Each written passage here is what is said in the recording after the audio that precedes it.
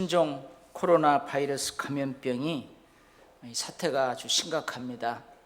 제가 오늘 아침 일찍 교회 오다 보니까요, 마스크를 사려고 트레이더스에 줄이 엄청 써 있더라고요. 그 이른 아침에 여러 교회들이 사회적 책임, 시민과 성도 보호 차원에서 각종 모임을 취소하고 있습니다. 심지어 주일 예배까지도 가정 예배로, 영상 예배로 대체하고 있습니다.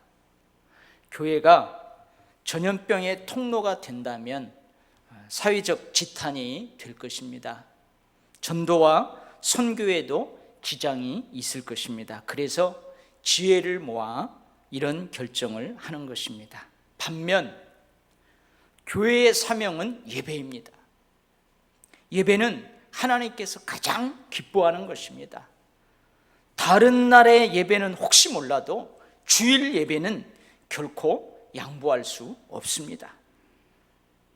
바이러스에 내가 감염되는 한이 있더라도, 그래서 내가 죽는 한이 있더라도 주일 예배는 포기할 수 없고 양보할 수가 없습니다. 그래서 사회적 책임, 시민과 성도 보호 차원보다는 믿음의 차원에서 당연하게 주일 예배를 드리는 교회들도 있습니다. 두 가지 길, 지혜의 길, 그리고 믿음의 길. 과연 어느 길이 맞는 길일까요? 과연 어느 길이 틀린 길일까요? 맞고 틀림의 문제가 아니라면 어느 길이 최선일까요? 어떻게 결정을 하든 교회의 지도자들의 결정은 그렇게 쉽게 결정된 것이 아닙니다. 어떤 결정이든 반대편 사람들로부터 비난받을 각오를 해야 합니다. 막중한 책임감의 중압감, 책임감을 감내해야 합니다. 참으로 힘들고 어렵고 애통하며 기도하며 결정했을 것입니다. 우리 인생길에는 이와 같이 두 가지 일들이 벌어집니다. 어디 두 가지 일뿐이겠어요? 숱한 여러 가지 일들이 벌어집니다. 그러나 동전의 양면처럼 서로 정반대되는 일들이 벌어진다는 의미에서 우리 인생길에서는 두 가지 일들이 벌어진다고 한 것입니다. 예를 들자면 오늘 본문에서 기록하고 있는 것처럼 고든 일, 굽어진 일, 형통한 일, 그리고 곤고한 일, 인생길에서 벌어져요. 전도서 3장에서는 더 많은 두 가지 일들을 기록하고 있습니다.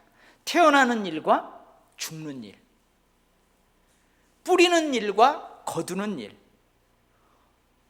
무너뜨리는 일과 세우는 일, 우는 일과 웃는 일, 지켜내는 일과 버리는 일, 사랑하는 일과 미워하는 일, 전쟁 그리고 평화. 하나님께서는 이 모든 것을 때를 따라 아름답게 하셨습니다.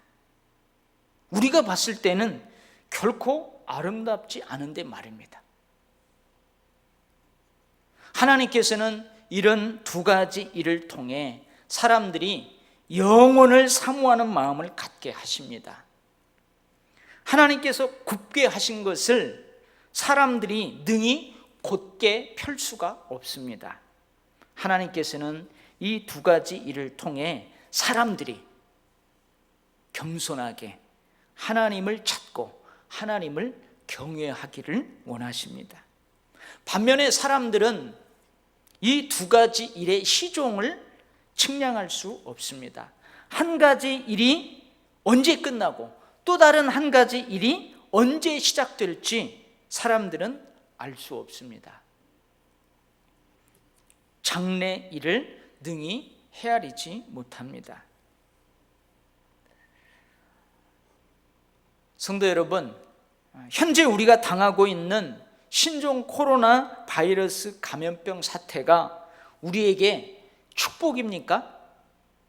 아니면 저주입니까? 태어나는 일이 축복입니까? 죽는 일이 축복입니까? 아니면 둘 다 저주입니까?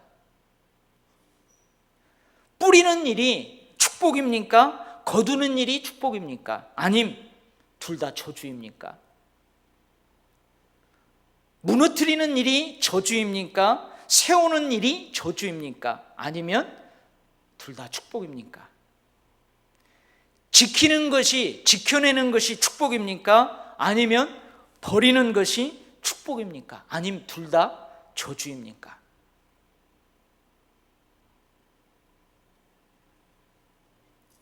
우리의 인생길에 두 가지 일들이 벌어지는 것처럼 그 일들을 대하는 사람들도 두 부류로 나누어집니다.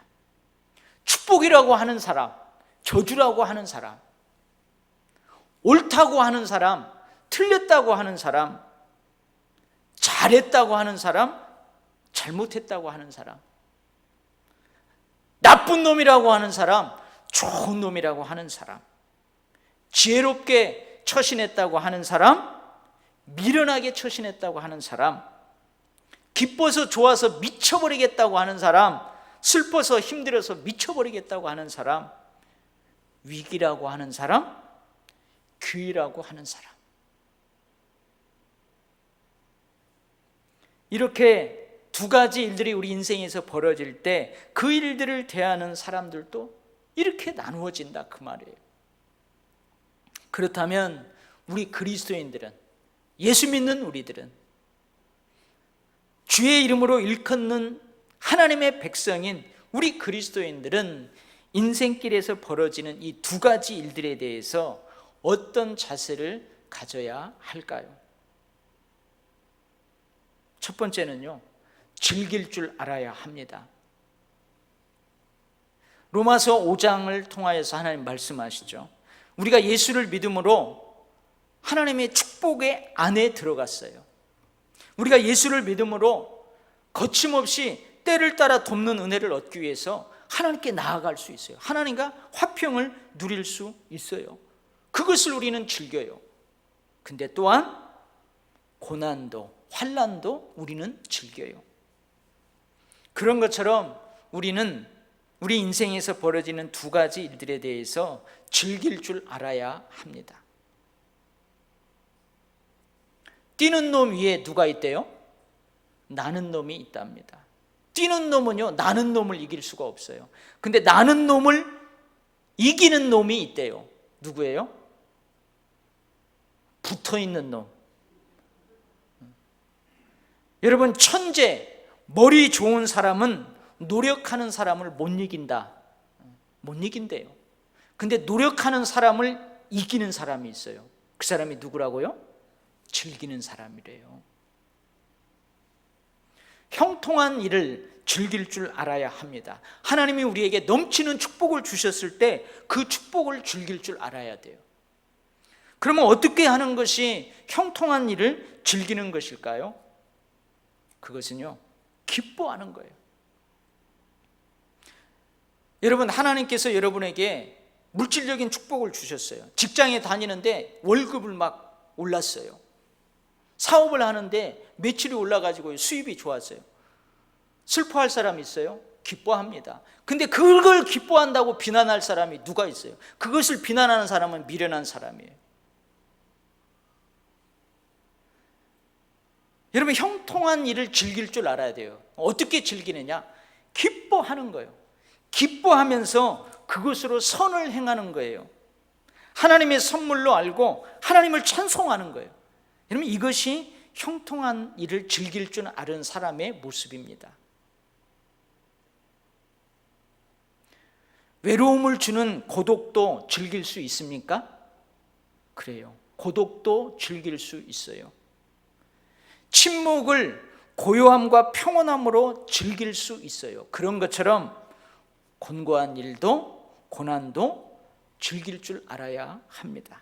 그러면 어떻게 하는 것이 이 곤고한 일, 고난을 즐기는 것일까요? 뒤돌아보는 것입니다. 자신을 주변을 돌아보는 거예요. 그리고 기도하는 것이에요. 이것이 곤고한 일, 고난을 즐기는 사람의 모습이에요. 내가 하나님께 복을 받았은 즉 화도 받지 않겠느냐? 주신 이도 하나님이시요 거두신 이도 하나님이십니다. 나는 썩은 물건의 날가짐 같으며 좀먹은 어복 같습니다.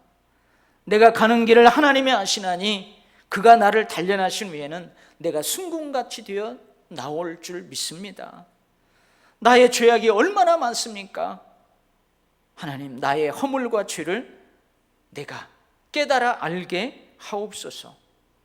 고난을 즐길 줄 아는 욥의 고백과 욥의 기도입니다. 여러분, 가난도 즐길 수 있습니까? 예, 가난도 즐길 수 있어요. 어떻게 하는 것이 즐기는 걸까요? 배불러서, 배가 불러서 내가 하나님을 모른다고 할까 봐서 하나님께서 잠시 날 가난하게 하는구나. 이게 가난을 즐기는 거예요. 여러분, 부요함을 즐길 수 있습니까? 부요함을 어떻게 즐기는 거예요? 내가 가난해서 도둑질하고, 그래서 하나님의 이름을 욕되게 할까 봐서 하나님이 날 잠시 부욕해 하시는구나. 이것이요, 부요함을 즐길 줄 아는 사람의 고백이고 모습이에요. 하나님께서는 이 모든 것을 때를 따라 아름답게 하셨어요. 우리가 볼 때는 아닌데. 여러분, 이런 믿음이 있으면 우리 인생에서 일어나는 두 가지 일을 모두 다 즐길 수 있습니다. 근데 이게 쉬워요, 어려워요? 참으로 큰 믿음입니다. 참으로 소유하기 어려운 믿음입니다.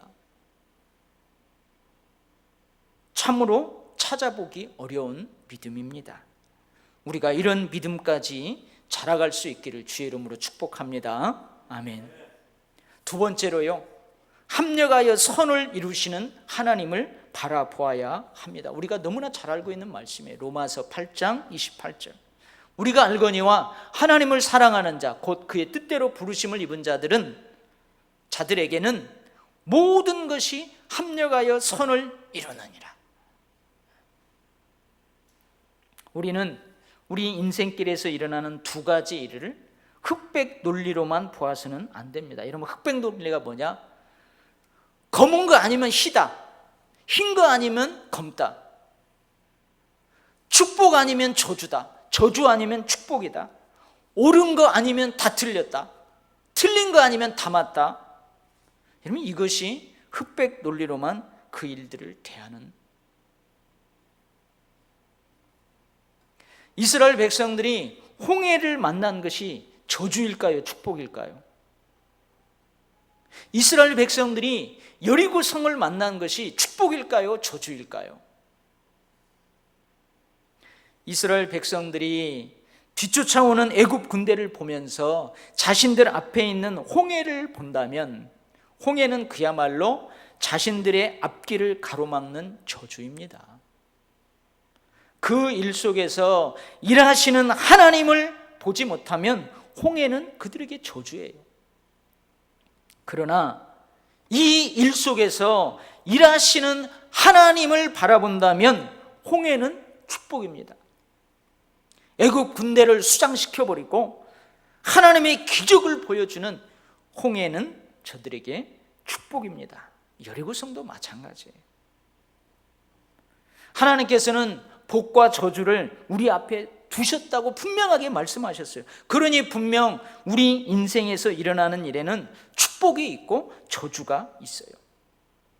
그러나 축복처럼 보이는 일이든 저주처럼 보이는 일이든 우리는 그 일 속에서 합력하여 선을 이루도록 일하시는 하나님을 보아야 합니다. 그러면 저주처럼 보이는 일 속에서도 축복을 경험하게 됩니다. 야곱이 이제 죽을 날이 가까웠어요. 근데 죽기 전에 12아들들에게 유언을 합니다. 근데 어떤 아들에게 이 아버지의 유언은 축복이고 어떤 아들에게는 그 아버지의 유언이 저주입니다. 특별히 레위가 있어요. 레위, 셋째 아들 레위. 아버지 야곱이 유언하는 거예요. 레위에게. 그 노여움이 혹독하니 저주를 받을 것이요, 분노가 맹렬하니 저주를 받을 것이라. 그러니까 레위가요 막 성질을 냈다는 거예요. 분노를 맹렬하게 발했다 이거예요. 그래서 저주를 받을 것이래요. 내가 그들을 야곱 중에서 나누며 이스라엘 중에서 흩으리로다. 다 뿔뿔이 흩어져 버리게 한대요. 여러분, 이게 저주예요. 저주. 왜 그러냐면 친여동생 디나가 히위 족속 하몰의 아들 세겜에게 성폭행을 당했을 때 이 친오빠들이 할례를 빙자해 가지고 이 히위 족속을 노략하고 처참하게 살육을 했어요.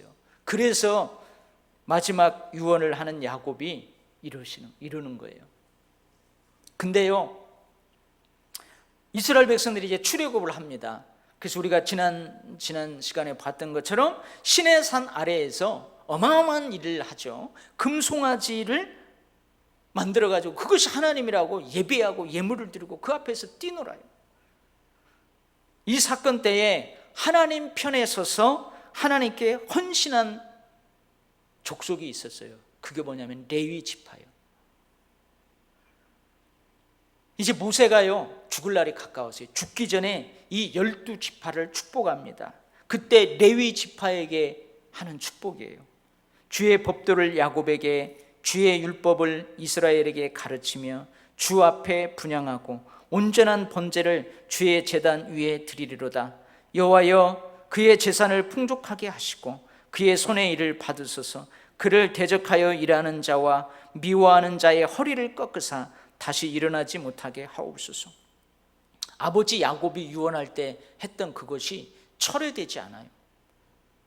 이스라엘 중에서 나뉘어질 거예요. 이스라엘 중에서 뿔뿔이 흩어져서 살 거예요. 근데 이 저주가 축복으로 바뀌어요.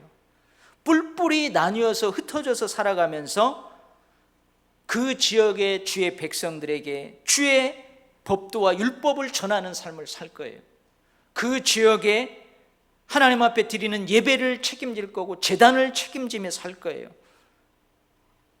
그로 인해서 하나님께서 재산을 풍족하게 할 거고, 그를 대적하는 자들은, 그를 미워하는 자들은 하나님이 일어나서 허리를 꺾어버려서 다시 일어나지 못하게 해주실 거래요. 우리 인생길에서 일어나는 두 가지 일들을 하나님 편 안으로 끌어들이면, 하나님의 통치권 안으로 끌어들이면, 그러면 합력하여 선을 이루시도록 일하시는 하나님께서 저주도 축복으로 바꾸어 주십니다. 할렐루야. 저는요, 합력하여 선을 이루신다는 이 하나님의 은혜를 그냥 묵상할 때요 너무 좋게만 생각했어요. 근데요, 이번 주에 이 말씀을 묵상하면서 갑자기 여러분 여기 몸에 이렇게 소름이 돋는다고 그러잖아요. 그런 때 있죠. 날씨가 춥거나 뭐 하면은 몸에 이렇게 무슨 닭살 돋는다고 그래요. 근데 이 말씀을 묵상하는데요, 갑자기 막 닭살이 돋는 두려움이 있었어요. 여러분, 합력하여 선을 이루시는 하나님의 은혜가요 얼마나 두려운 건 줄 아세요? 집에 가서 가만히 묵상해 보세요. 합력하여 선을 이루어 가시는 하나님, 최선을 이루기 위해서요 하나님이 어떻게 하시겠어요? 여러분, 그 일 속에서 합력하여 선을 이루도록 일하시는 하나님을 볼 수 있기를 바랍니다. 아멘. 세 번째로요, 누구누구 탓을 하지 마십시오. 지금 어떻게 할지에 더 힘쓰십시오. 물론 이 일이 일어나게 된 원인을 알아야 돼요. 이 곤고한 일이 일어난 원인을 알아야 돼요. 형통한 일이 일어난 원인을 알아야 돼요. 그래야 정확한 진단을 해야 올바른 처방을 할 수 있으니까요. 그런데 원인, 정확한 진단이 아니라 누구누구 탓하는 경우가 있습니다. 지금 어떻게 해결해야 될지, 어떻게 치료해야 될지 거기에는 별 관심이 없고 누구누구의 탓을 하고 책임을 추궁하는데 더 관심을 갖는 경우가 있습니다. 예수님께서 길을 가시다가 태어날 때부터 맹인이 된 사람을 만났어요. 근데 제자들이요, 진짜 쓸데없는 질문을 해요. 제자들이 예수님께 물어봐요. 예수님, 이 사람이 맹인으로 태어난 것이 누구의 죄 때문입니까? 태어난 이 사람의 죄 때문입니까? 이 사람 탓입니까? 아니면 이 사람을 이 땅에 태어나게 한 부모의 죄 때문입니까? 죄 때문입니까? 부모 탓입니까? 그렇게 질문을 해요. 이 사람이나 이 부모의 죄, 누구의 죄로 인해 이 사람이 맹인으로 태어난 것이 아니다. 하나님의 하시는 일을 나타내고자 하십니다. 예수님이 그렇게 대답하세요. 하나님의 하시는 일을 나타내고자 하십니다. 이거 참 난해한 말씀이에요. 근데 그 다음에 하시는 예수님의 말씀을 통해서 이 말씀의 의미를 알게 돼요. 때가 아직 낮음에 나를 보내신 이의 일을 우리가 하여야 하리라. 밤이 오리니 그때는 아무도 일할 수 없느니라.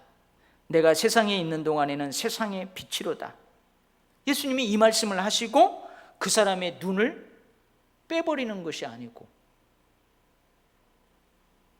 그 사람의 부모를 찾아서 그 부모를 탓하면서 그 부모의 눈을 빼버리는 게 아니고 그 사람의 눈을 고쳐주셨어요. 제자들의 관심은 누구누구의 탓에 있었어요. 그러나 예수님은 이 사람이 누구누구의 탓으로 이렇게 됐는지 탓에는 관심이 없어요. 예수님의 마음과 생각은 온통 이 사람을 어떻게 치료해야 할지에 있어요. 하나님께서 나를 보내신 것은 이 사람이 이렇게 된 것이 누구의 탓인지를 드러내는 것이 아니다. 하나님께서 나를 보내신 것은 일할 수 없는 밤이 오기 전에 이 사람을 치유하는 것이다.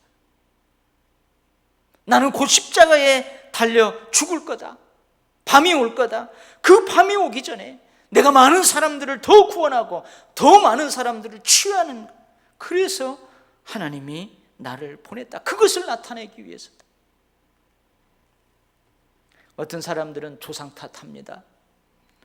어떤 사람들은 팔자 타령합니다. 옆에서 고통하고 있는데 그 고통을 치유하는 데는 별로 관심이 없습니다. 지금 공고한 일이 일어나고 있는데 그 공고한 일들을 어떻게 해결할 거든가 별로 관심이 없습니다. 누구 책임이냐? 책임을 추궁하는 데 더 열심입니다. 지난 주일에 제가 설교했죠. 손에게 책임을 묻는 거예요. 손, 네가 잘못했다. 네가 죄를 저질렀다. 그래서 어떻게 해요? 손을 잘라내야 된다고 그래요. 손을 짝둑 잘라내라. 죄를 지은 저주처럼 보이는 이 곤고한 일, 이 일을 저지른 손발에게 책임을 추궁하면서 잘라내야 한다고 합니다. 눈에게 책임 추궁을 하면서 빼내야 한다고 합니다. 그러나 예수님은 책임 추궁을 하면서 그 일을 한 사람의 손발을 잘라내신 적이 없어요. 눈을 빼어버리신 일이 없어요. 오히려 긍휼히 여기십니다. 측은하게 여기십니다. 그리고 용서와 치유와 회복을 말씀하십니다. 여러분, 우리가 그거 지적 안 해도요, 우리가 탓 안 해도요, 그 드러나게 있어요. 놀라운 일이잖아요. 가정을 파괴하고 진리를 어그러지게 하고 사회의 여러 가지 역기능적인 모습을 드러내는 이단 사이비가 온 세계의 만천하에 다 드러나게 되었잖아요. 그럼 우리가 안 드러내도요, 저 드러나요. 우리 그리스도인들은 조상 탓, 팔자 탓, 저주다, 축복이다, 책임 추궁하고 그러기보다는 예수님처럼 지금 이 일을 어떻게 치유할 것인지에 더 더 관심을 가져야 될 줄 믿습니다. 여러분 생각을 해보세요. 여러분이 지금 공고한 일을 당했어요. 어렵고 힘든 일을 당했어요. 근데 위로하러 왔다고 합시고 그 사람이 뭐라고 그래? 너 지금 이거 당하는 거 네 죄 때문에 그래. 너 빨리 회개해. 너 이런 거 당하는 거 보니까 너 하나님 앞에 뭐 잘못했지? 설령 잘못해서 죄를 지어서 그 일을 내가 당하고 있다 할지라도 꼭 지금 그 얘기를 해야 돼요? 근데 누가 그랬냐면요, 욥의 친구들이 그랬어요. 욥의 친구들이 욥을 위로하러 왔어요. 근데 다 이 세 명의 친구가 다 한결같이 뭐예요? 자기들의 철학, 자기들의 인생 경험, 자기들의 그 신앙, 그것을 다 동원해 가지고 욥이 네가 지금 이거 당하는 고난은 하나님께 큰 죄를 지어서 지금 벌 받는 거다. 너 빨리 회개할 거 회개하라. 다 그래요. 우리는 예수님처럼 지금 이 일을 어떻게 치유할 것인지에 더 관심을 가져야 될 줄 믿습니다. 여러분, 이 일들이 일어나기 전까지는요, 우리가 예방 철저히 해야 돼요. 너 죄를 지으면 손 싹둑 잘라지는 고통이 있을 거야. 막 그래가지고요, 예방은 철저히 해야 돼요. 마스크도 써야 되고요, 손도 하루에 12번씩 씻어야 되고요, 가급적이면 외출하지 말고 모임도 자제해야 되고 예방은 철저히 해야 돼요. 그런데 그러다가요, 누가 한 명이 죄를 짓고 넘어지고 쓰러지고 아픈 가운데 있어요. 누군가가 병에 걸렸어요. 그러면 어떻게 해야 돼요? 어떻게 저 사람을 치유하고 저 사람이 어떻게 죄책감에서 용서함을 받고 새 희망을 살까, 새로운 삶을 살까? 오히려 회복을 위해 소망을 가지고 미래의 지향적인 행동을 해야 될 줄 믿습니다. 말씀을 정리합니다. 우리 인생길에는 두 가지 일들이 벌어집니다. 이 일들을 대하는 사람들도 이런 모습 저런 모습 여러 부류가 있습니다. 우리 그리스도인들은 어떠한 자세를 가져야 할까요? 첫 번째, 즐길 줄 알아야 합니다. 외로움을 주는 고독도 즐길 수 있는 것처럼, 침묵을 고요함과 평온함으로 즐길 수 있는 것처럼 곤고한 일, 고난도 즐길 줄 알아야 합니다. 합력하여 선을 이루시는 하나님을 바라보아야 합니다. 축복처럼 보이는 일이든 저주처럼 보이는 일이든 우리는 그 일 속에서 합력하여 선을 이루도록 일하시는 하나님을 보아야 합니다. 누구누구 탓하지 마십시오. 지금 어떻게 할지를 더 힘쓰시죠. 탓하고 책임 추궁하기보다는 저주네 축복이네 따지기보다는 예수님처럼 지금 이 일을 어떻게 치유할 것인가, 해결할 것인가에 더 관심을 가져야 될 줄 믿습니다. 기도하겠습니다. 아버지 하나님, 인생의 길을 걸어가면서 우리들에게 많은 일들이 벌어집니다. 결정해야 되고 선택해야 되고, 어떤 사람들은 비난 때문에 막중한 책임감 때문에 회피하기도 하고, 어떤 사람들은 책임감, 비난 감수하면서까지라도 결단하고 그 길로 가는 사람들도 있고, 흑백 논리만으로 사건을 바라보고 탓하고 책임 추궁하기 더 발빠른 사람들도 있고 여러 사람들이 있습니다. 아버지 하나님, 주의 이름으로 일컫는 백성들인 우리들은 어떻게 해야 할까요? 주님, 즐길 줄 알게 하여 주시옵소서. 그 일 속에서 합력하여 선을 이루도록 일하시는 하나님을 볼 수 있게 하여 주시옵소서. 국률함으로, 애통하는 심령으로, 가난한 심령으로, 환평케 하고자 하는 심령으로 위로하고 치료하고 용서를 선포하며 희망을 노래할 수 있는 그리스도인들이 되게 하여 주시옵소서. 그래서 우리 주변에서 많은 사람들이 우리를 보고, 아, 천국은 분명 저들의 것이구나. 분명 저들은 하나님의 아들들이구나. 그렇게 일컬음을 받는 삶을 살게 하여 주시옵소서. 아버지 하나님, 오늘도 겸손하게 우리의 죄로 고백하고 주의 얼굴을 구합니다. 어서속히 이 땅을 고쳐주시고 회복시켜 주시옵소서. 여전히 깨닫지 못하고 죄악의 구덩텅이에서 뒹구는 자들을 보지 마옵시고 내 탓이라고, 내 죄라고 하나님 앞에 겸손하게 스스로 낮추어서 하나님의 얼굴을 구하는 주의 백성들을 보시고 어서속히 이 땅을 고쳐 주시옵소서. 예수님 이름으로 간절하게 기도 올리옵나이다. 아멘.